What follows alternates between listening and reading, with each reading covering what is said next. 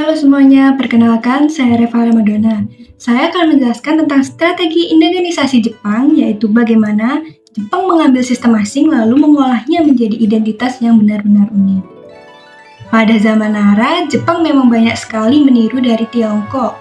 Mereka membangun ibu kota permanen di Heijō-kyo dengan tatanan kota yang hampir sama persis dengan Chang'an, yaitu ibu kota dari dinasti Tang. Sistem pemerintahan, struktur birokrasi, pembagian wilayah, sampai hukum pun semuanya diambil dari model dinasti Tang. Tapi yang membuat Jepang berbeda adalah kemampuannya mengubah tiruan menjadi sesuatu yang khas, bukan sekedar copy-paste.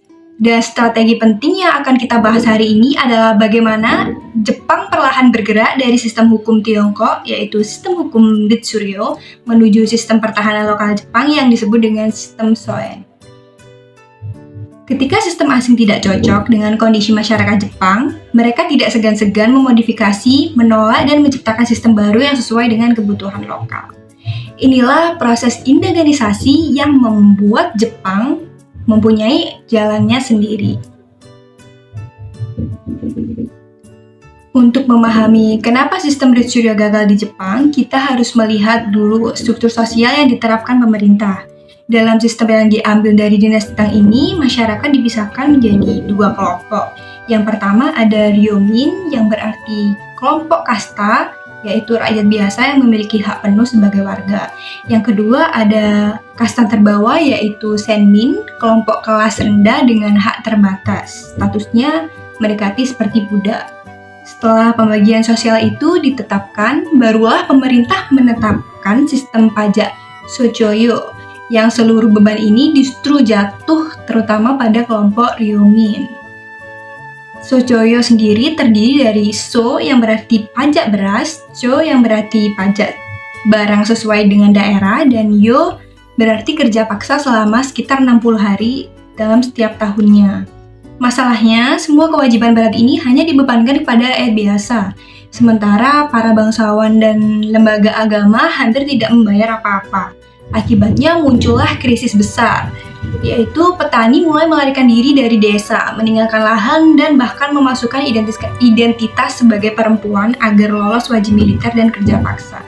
Situasi ini menunjukkan bahwa model administratif Tiongkok tidak bisa berjalan stabil ketika diterapkan di Jepang. Ketimpangan sosial, pajak berat, dan lemahnya pengawasan membuat sistem Ritsuryo menjadi cepat rusak.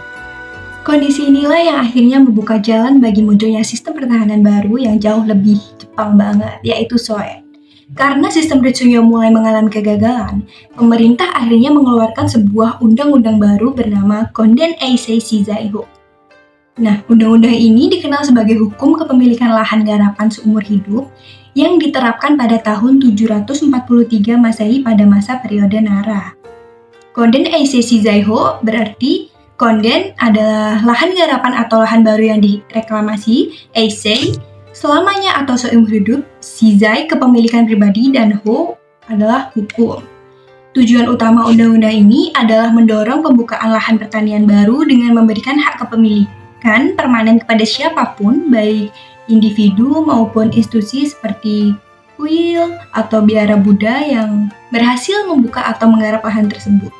Sebelum kebijakan ini diterapkan, hampir semuanya lahan dianggap milik negara atau milik umum di bawah kekaisaran. Undang-undang ini justru menjadi awal munculnya perkebunan swasta yang besar, yaitu Shoen, yang dikuasai dengan bangsawan dan kuil besar. Dalam jangka panjang, hal itu semakin melemahkan pemerintahan pusat dan menjadi struktur sosial ekonomi Jepang pada periode-periode berikutnya. Shoen adalah tanah milik pribadi yang bebas pajak dan tidak bisa disentuh oleh pemerintah pusat. Biasanya, Shoen dimiliki oleh bangsawan, kuil Buddha, kuil Shinto, atau keluarga istana sebagai bentuk hadiah privilege khusus dari seorang kaisar. Nah, ada dua hak istimewa yang benar-benar membuat Shoen itu berbeda dan sangat kuat. Yang pertama ada Fuyu, bebas pajak.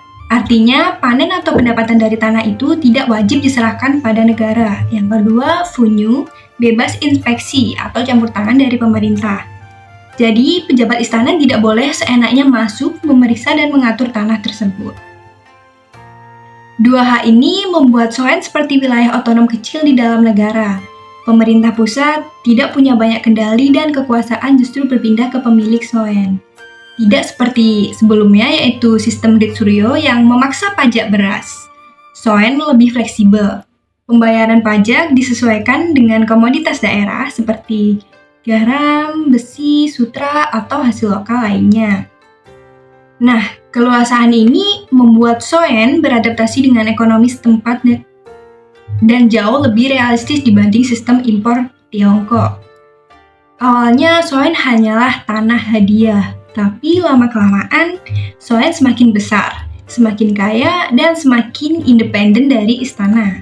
Disinilah muncul kekuatan politik dan ekonomi lokal yang bahkan banyak pemilik Soen membangun pasukan pribadi untuk menjaga wilayah mereka. Dari sinilah nanti berkembangnya kelas sosial masyarakat yang dinamai dengan samurai.